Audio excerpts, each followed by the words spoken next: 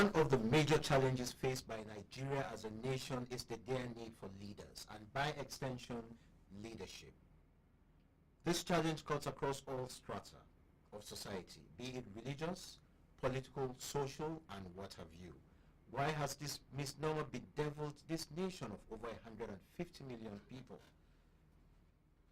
that nature has been very kind to? This search for leadership is our focus on the program Frank Talk. Thanks for joining us. My name is Alpha Jackton. Frank Talk is that platform that accords us the opportunity to see this challenge the way it is and to also profile solutions.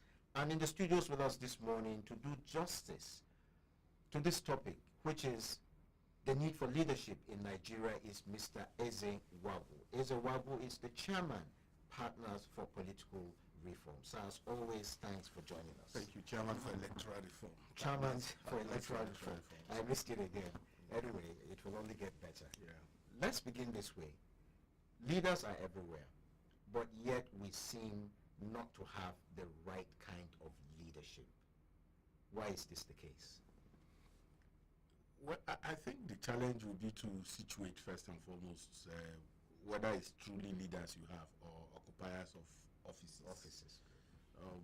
People necessarily mistake those who occupy whether political, ecclesiastical, business offices to mean that they are leaders. But what you have everywhere really are managers. Just coming into the studio, you were trying to move things around. That's not the work of a leader. Okay. It's the manager's job. He's the one who moves these things around. The leader envisions. The leader points the way, shows the way, moves in the way. And then, so every time, really, you have that misconception. And that's one of the big challenges that we have. Let me start from the church, for instance, or the mosque. People had opportunity to be trained. They will go to, whether it's Bible school, whether it's Quranic learning, they will serve apprenticeship, and then they become eventually pastors or imams. So what do you have now? Skill? Somebody just wakes up and says he has a calling. And then before you know it, he's opened a shop called the church, and then he's pastor. And everybody begins to respect him as such, and he carries himself with that. And then you begin to see those issues. You begin to see the absence of quality leadership. In the city where we live,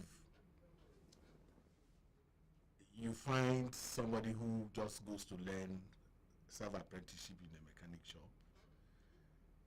2 months afterwards, he's left the place. He understands how to change oil, and he has become, and so wrecking people's vehicle. That's the best example that you can find in terms of, so what am I saying? I'm saying that there is much more to leadership than being the head and occupying a particular office. Most times with no requisite training, no skills, and what have you. And that eventually becomes the reason why you find that as a nation, as family, institutions in the country are being wrecked, just like I described with the guy who does 2-3 months apprenticeship in a mechanic shop. And he gets freedom, and before you know it, cars are losing their worth every day. So when you now situate that within the conversation of a country, then you ask yourself, do we truly have leaders? Have we found the niche? What ideas can you associate with the people who parade themselves the space as leaders? What real ideas? Okay, growing up, Jack, then you would find books written by Awolowo. That's right. Okay, you can find books authored by Zeke. You can find books authored by Aminu Kano. You can find literatures everywhere in terms of originality, in terms of thoughts and ideas. This is my ideology. From the political standpoint, this is where I stand. This is who I am. On the economy, this is my position on the economy. I believe in a nationalist economy. I believe in a capitalist economy. I believe in a wealth. You can find that. You can find that. But that seems to be nowhere to, that's just seems So to be even nowhere. when folks claim to write books now, you know that they are not the authors. You know that You can say that. you know that it's Google. You can say that. You can say that. So you can't be a leader when there are no thoughts pattern that can be connected to you in terms of what you believe, where you are taking us to, what is your vision. Nigeria is a former colony of a particular country. You did make mention of the fact that some of our founding fathers were people of thought, at least from the political standpoint. But that being the case, at what stage did that culture cease to exist? No, they were not just people, not just at the political space. Not just at the political space. They excelled in the professions. Before they got to You can't talk about the West African pilots. You can't talk about journalism in Nigeria and not associating that. So you could see a man who provided, who is a trailblazer. There was a platform. He came up from a So platform. the people you call leaders today have no second address. They have no second address. Oh, somebody read law in University of Jos. In the profession, you have not heard no landmark, anything attributed to him, nothing. And the speaker, oh, that's all. He's fourth man in the country.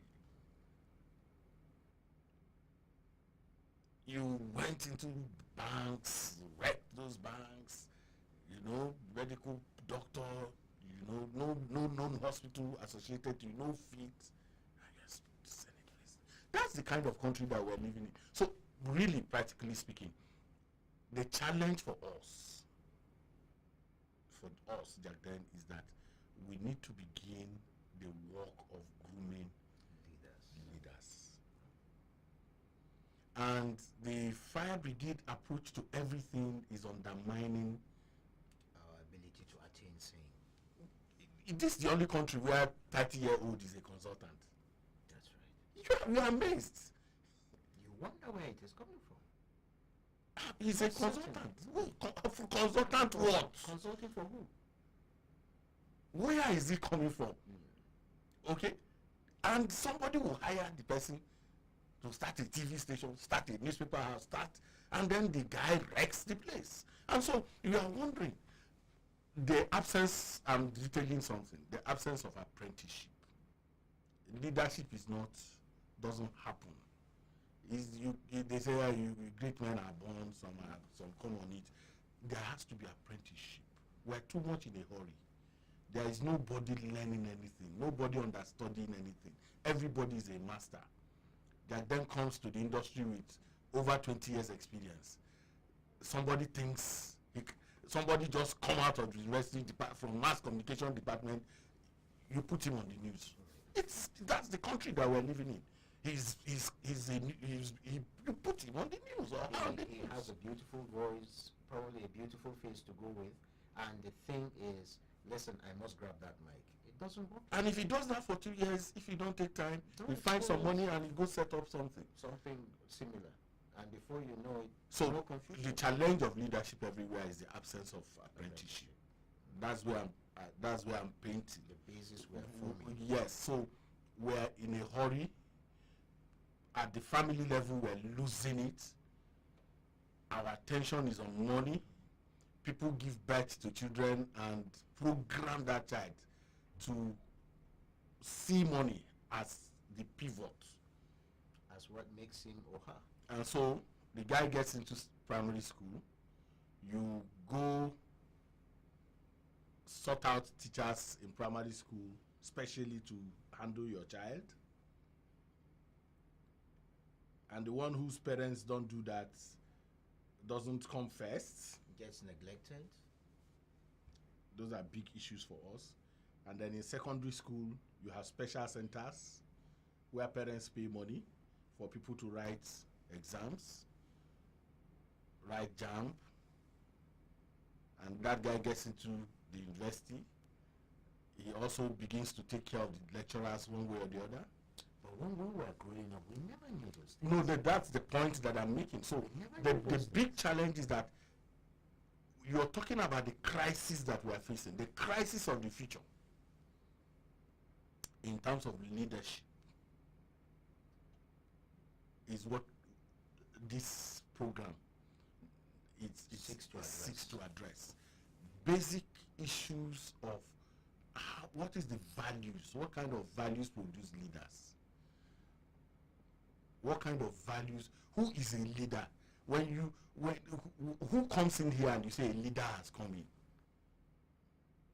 If a senator walks into this studio will go agog.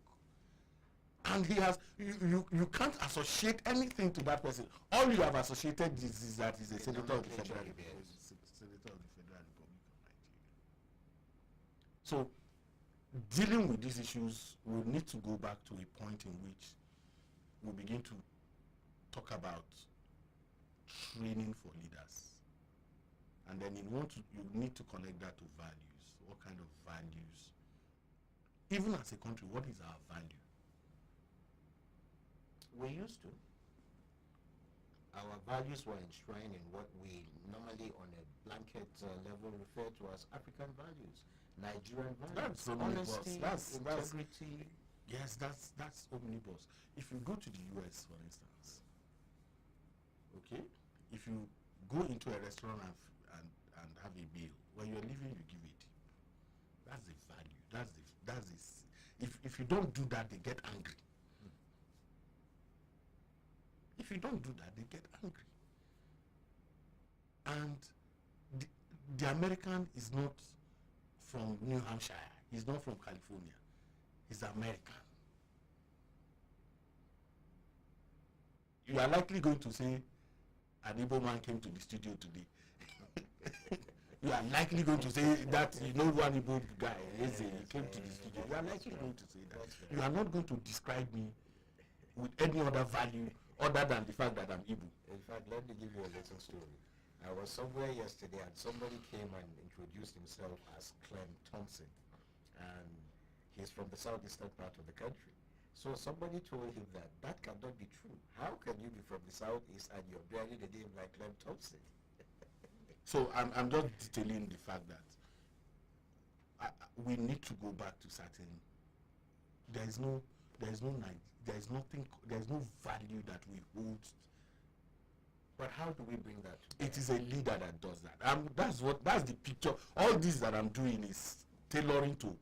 It is a leader that provides that. And we're in their search for one. Okay? It's a leader that pulls the centripetal, the centrifugal forces, that keeps pulling, that will never stop pulling. That leader, by force of personal example, begins to entrench those values. Okay? So, the destabilizing intrusion of the military cut off every opportunity for us to have a system, a process that can create that. You think so? It did. Okay. Because I've also had leaders, prominent leaders, I've discussed this with you in the past, where President Obasanjo said, we lack a national leader today because our leaders came from regions, and that is still holding us. So if you see the military as the one that further destabilized that, I think to some extent they brought some unitarism, some centricism in leadership. That's not what you need. You grow from somewhere. We demonize ethnicity. That's not, there is a Chicago accent. So you come from Chicago, but you're an American. I don't know if you understand. So we demonize ethnicity, we demonize religion. Those are not the issues. You must show, if for instance, that's why the Americans deify volunteerism. You do community work, you show leadership in your small area, and then you start doing what? You start moving forward. So it's not a problem that you had ethnic leaders. That's not the problem. Even if you understand, it's what they did with it. The military came with a unitarist command. Sure. You must always understand that. You must do or die. Coercion with state power backing it. With the apparatus of state. So that removes the human element to progress. That's the point that we lose. It's not, yes, you brought, it's a pan-Nigerian organization, it united the country, but it but also... can we blame that on the war? Can we also take cognizance of that? See, a leader can come out through all of that. All of these challenges, like the one we are presently faced with, the whole separatist agitation and all of that, it's a call for leadership. Yeah. We're going to talk about that. Yeah. It's a call for leadership. It is this time that leaders rise. When there are challenges. When there are challenges. So it is not the absence of challenges that makes leaders. It is those challenges that brings out people who can talk for the country, who can envision where the country should go to. And that is what we're in dire need of. And that is the call. That is the current call. Can we have people rise up in the midst of these challenges and provide leadership? The APC is not misgoverning. They are not misgoverning. In fact, they are ungoverning. It is that refusal to govern that is calling for some of these agitations. It's the refusal to govern. You have national security advisor without national security. Isn't it an irony? You have a national security advisor, but you don't have national security. You have your security is still driven by the same primordial atavistic considerations. If I'm arrested today, and Abdullahi will give me a slap, and Emeka will buy food for me. He's my brother. Yes. In Nigerian security. In Nigerian security situation, the first thing that happens is that once you are arrested, what is your name? You say, my name is Jagden. They say, where are you from? You say, from Plateau. So you don't have anybody I can call. That's the, so when you have an institution of state that's supposed to be national, that's supposed to galvanize national, and it is still driven by primordial considerations, then you have a challenge. So you have something called herdsmen. Okay? A herdsman is normally somebody who provides pasture for cattle and all of that. He's not armed. Once he is armed, he's a criminal. So why do you have to create some nice city around armed herdsmen? So by doing that, you remove the picture of the criminality. So the state institution is capable of reining all of this by simply saying, this man is a criminal. He is not Fulani, he is criminal. This this kidnapper is not Igbo kidnapper. He's a criminal. So when you do not have institutions that are driven around nationalist values, leaders who drive these processes and enforce it, then you have a challenge. The program is Frank Talk. I have been talking with Mr. Eze Wald. Why do you like this Mr. too much? Well, because you are a Mr. You are my friend. Just say All Eze, right. please. Let's have We this have been conversation. talking with Eze Wald. As always, thank you for being here and thanks for sharing your thoughts with us. We will soon open the phone lines. Call us, share your thoughts with us in the studios. All we want to find out from you is how best can we see Nigeria become a nation of proper leaders, not just managers, be it from the home front, be it from the clergy, be it from the political scene, in social, in whatever way, whatever strata of life. We are no doubt in their need of leaders. We would like to hear your thoughts. The phone lines will soon be on your screens. Do feel free, call us and share your thoughts with us. But as we continue, as society, we also understand from the paradigm which says gives up its kind of leadership. The truth is, many a Nigerian out there is innocent. Some of the hardest working people I know on earth are Nigerians. Some of the most brilliant of persons I know are Nigerians. But yet, a lot just isn't where it should be because, of course, we lack leadership. See, Jordan, all those people, society throughout the kind of people, those are nice talk.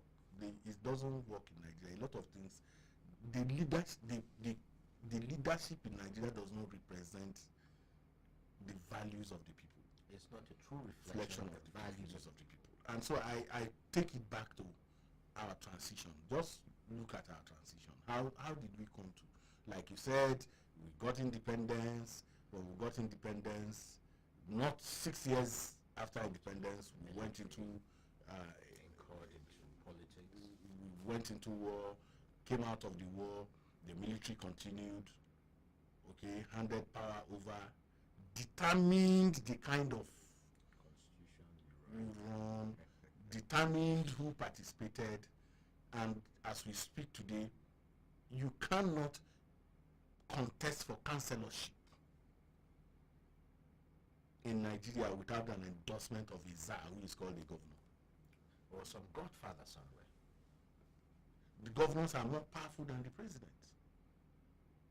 You cannot run in the party that has a governor to National Assembly except that governor endorses you. That's the truth. That's where we are. Governors pass their own budget. No debate is taken on the budget. I know a state where the governor did a 7 minutes drama, is on YouTube, and took this thing by himself and in Nigeria. So how do you groom leaders? Vice chancellors are not allowing students' union to thrive. You don't even have parliament. They are banning unions all over the place. They don't want themselves sole administrators. Where do you train these leaders? Where are you going to train them? The university system is created a situation in which you have students' parliament. You have mock courts. So people can when you are aggrieved, you go to court and you get justice in most instances. in those mock courts. So what do you have? You are training people. So today you have sole administrators as vice chancellors. You have ethnic champions as vice chancellors. Okay? ABU cannot have a non-northerner as vice chancellor. University of Nigeria and Nsukka cannot have somebody who is not Igbo. University of Ilorin will have an Ilorin man. You are destroying the very fabrics of creating cohesion, leadership, and drive for the country. Certainly. So, when I cannot even aspire, when my aspiration is criminalized, when self-respecting people cannot play in the political space, you are killing leadership. So you are foisting People on people. We're talking restructuring. Hey, restructuring. Political restructuring without economic restructuring.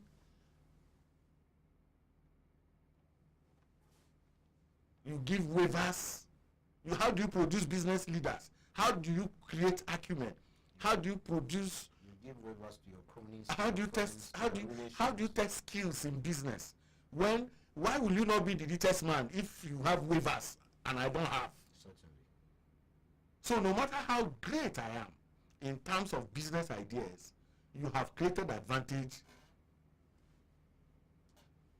Why do you give an individual oil block, one individual oil block, he will sell the oil block and say he doesn't know what to do with money anymore? Certainly. In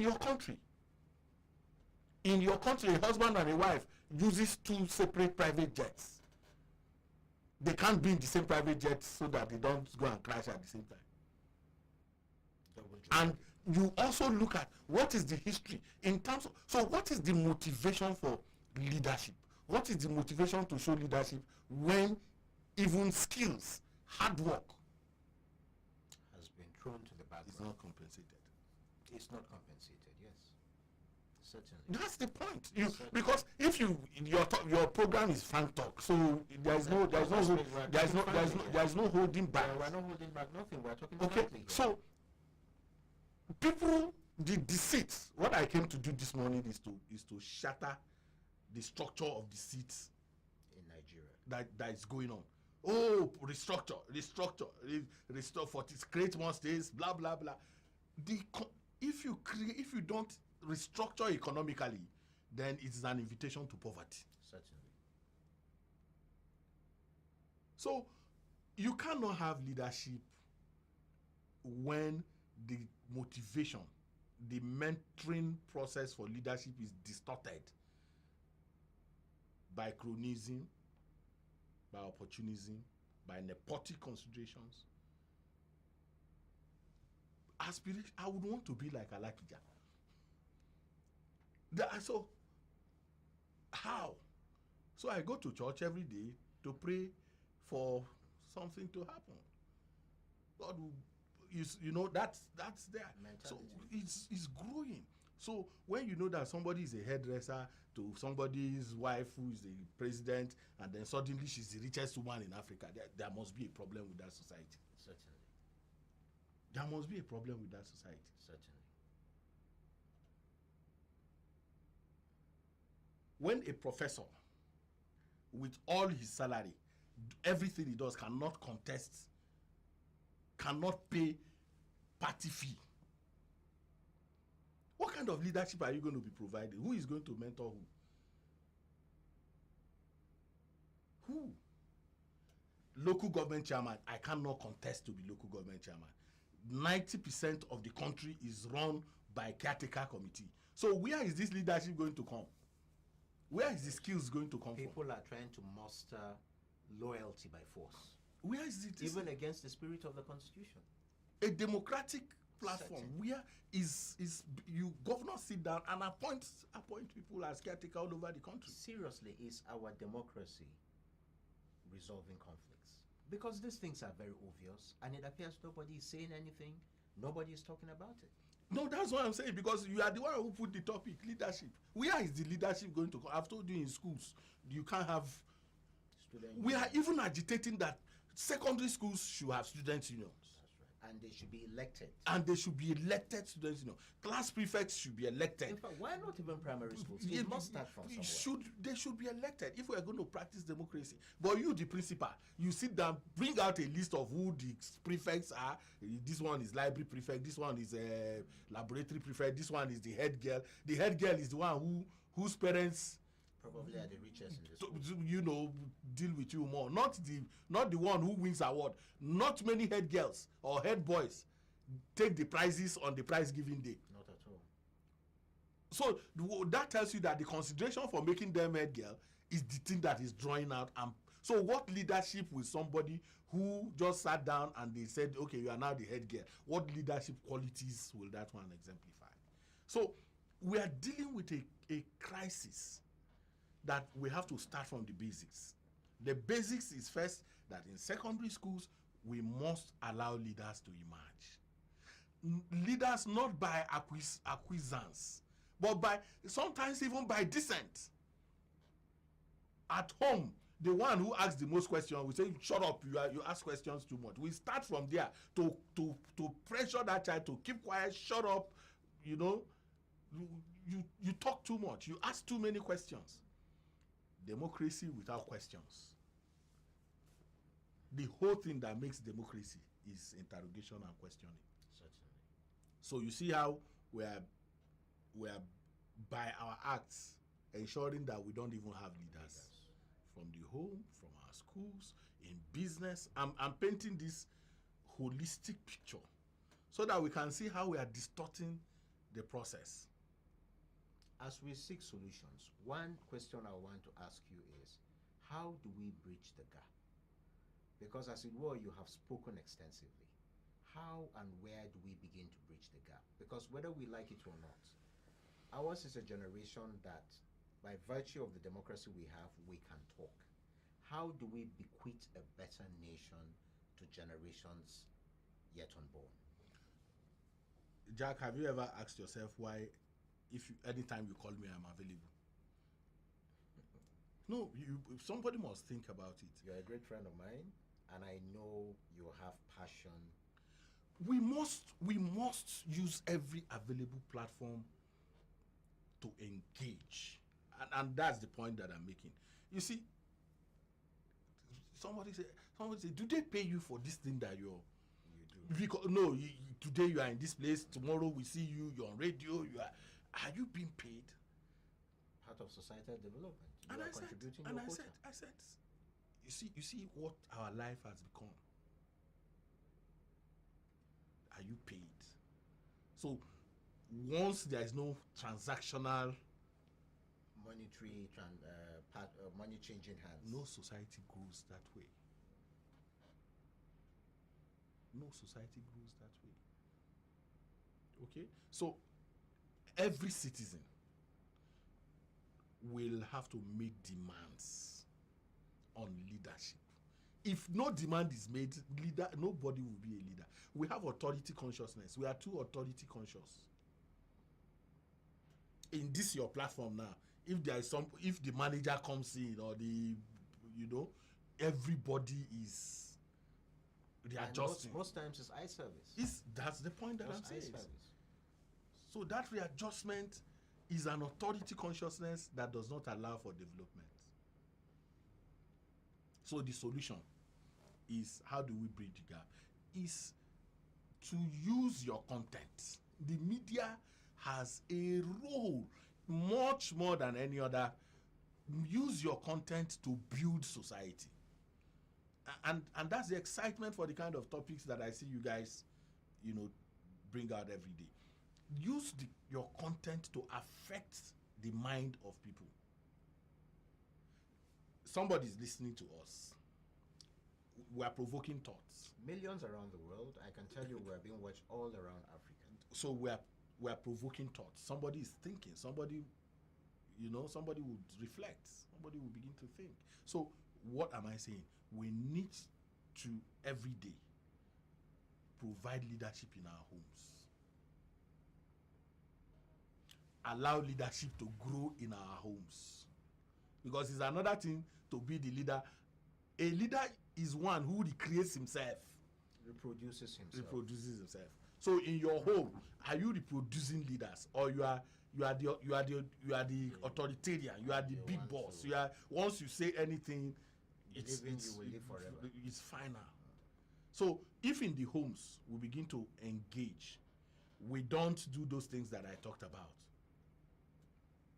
When I was growing up, my dad told me this thing that I'm not from a poor home.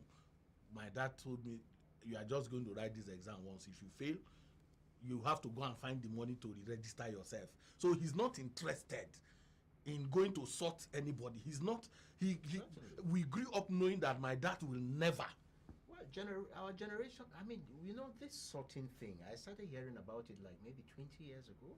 That's what I'm saying. Yeah, I grew up knowing that my dad will never go to beg anybody for anything. If I don't know how many times he came to school to see me.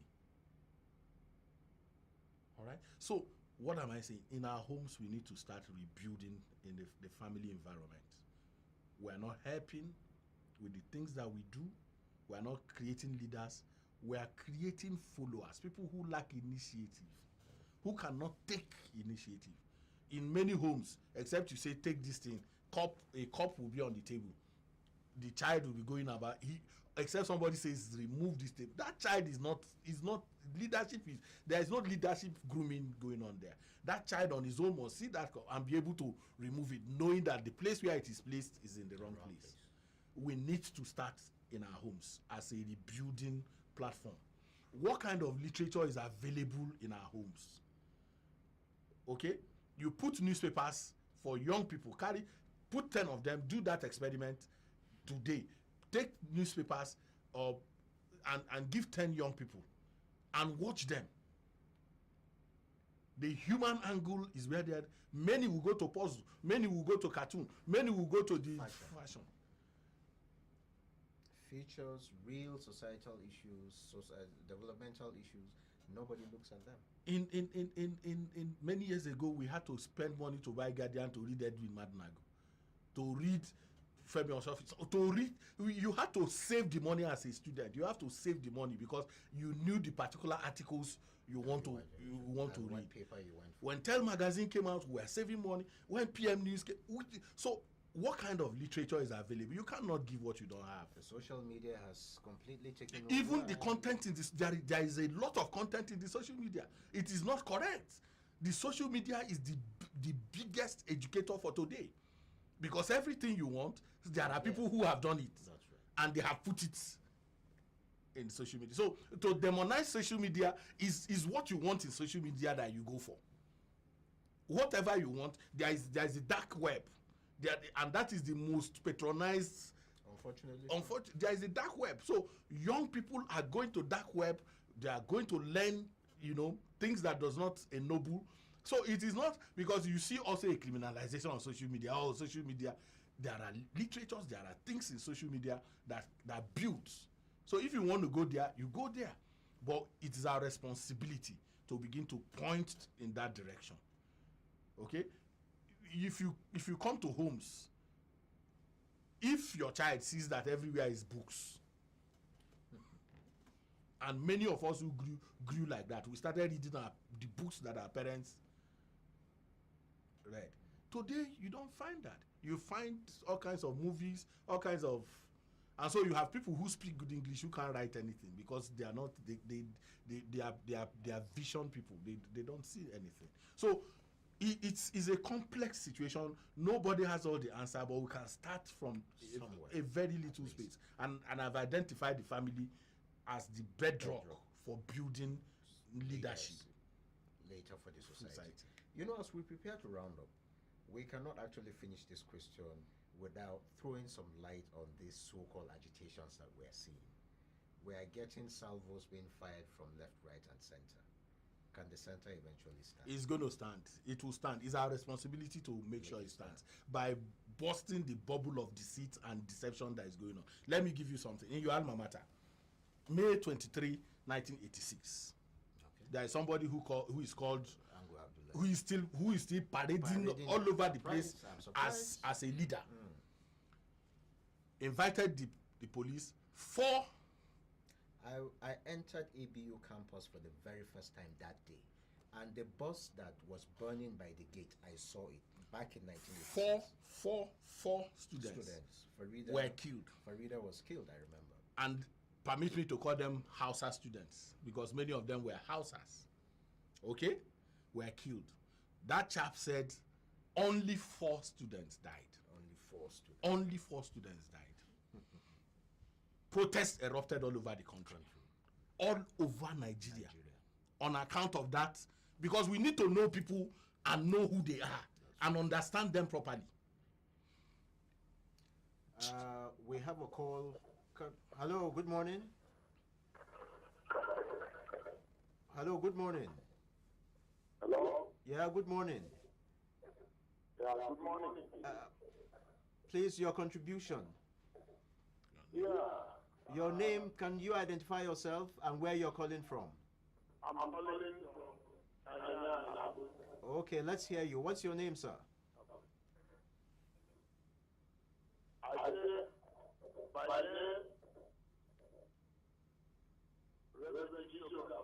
Okay, Reverend Okafo, thanks for joining us this morning. Let's hear your thoughts. Okay, go ahead, sir. Honestly, I've been following your culture. Thank you, sir. And it's very interesting. Thank you, sir. Culture and it's very interesting. Okay. Again, has made very vital points.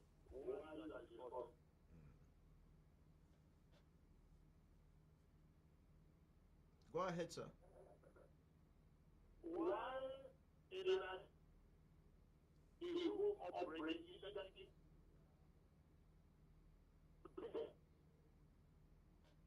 You should organize a kind of this type of thing to be reproduced in the schools. And because schools is the next place up.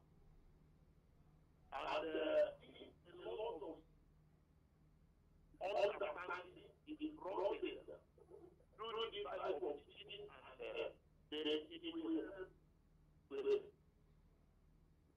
the church also mosque center and another place that people should help in communicating knowledge to their followers. When it goes down to the home, through the religion, and it is going somewhere.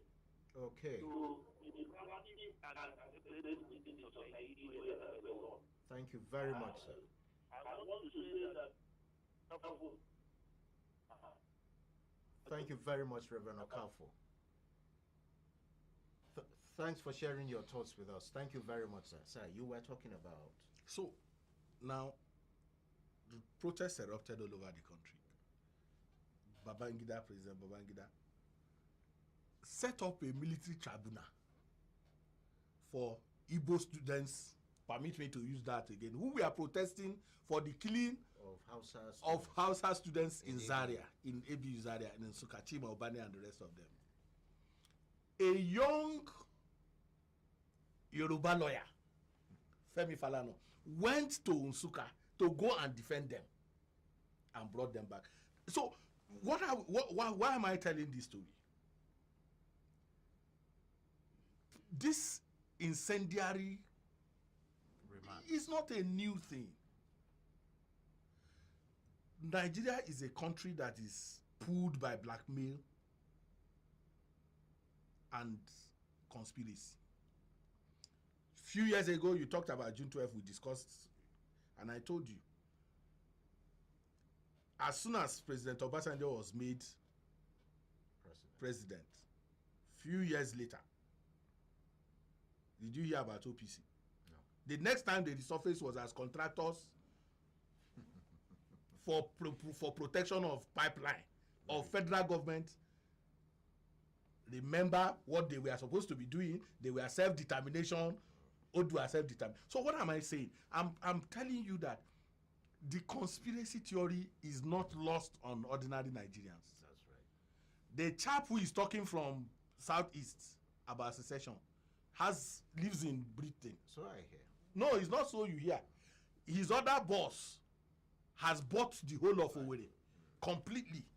So what is the matter? The big issue is that the fundamental issues of governance has collapsed in our country. There is no pipe one water in Zamfara. In Abuja, where you live, which you have Federal Ministry of Water Resources, which new settlements have you seen anybody put pipe on water in this city? Not in the last 10 years, at least to the best of my knowledge. No, so people can't drink water all over the country. 70% of our citizens drink water from the pond. Meanwhile, billions are looted daily. Electricity is an essential. We can't take it for granted all over the country. Industries are collapsing. Life is becoming difficult for majority of our citizens, not Igbo, and this does not have tribal marks. Not at all. Come on, the common denominator across from Maiduguri to Port Harcourt onto Lagos is poverty. My governor is owing 21 months pension.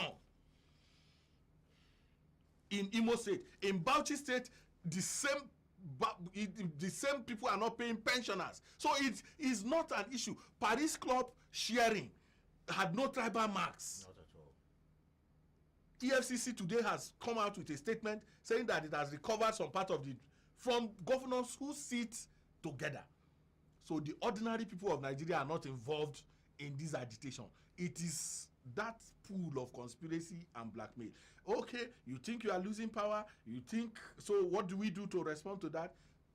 If you go to Maiduguri today, if you say divide the country and say let the north go, that's when you know that there is somebody who is from Kanuri and the other one is from. All right. If you divide the country and go to the east, I cannot be governor of my state except I negotiate with the Olu people. They are majority. If you are from Kogi State, if you are Igala, or if you are not Igala, somebody has to die for you to be governor of that state. Yeah. So what kind of country are we living in? Well, unfortunately, we have to end it there. Our time is up. Thank you so much for watching today's episode of Frank Talk. We have been looking at the dire need for leadership, the dire need for leaders in Nigeria. I really don't have much time to recap. All I can say is join us same time tomorrow for yet another interesting edition of the program, Frank Talk. Eze, thank you so much as always for finding time to be with us. My pleasure. Reverend Okafo, thank you so much for calling in. And for everyone that has watched all around Africa, the UK, Nigeria, thanks for watching. Let's do it again tomorrow. I am Alpha Jackton.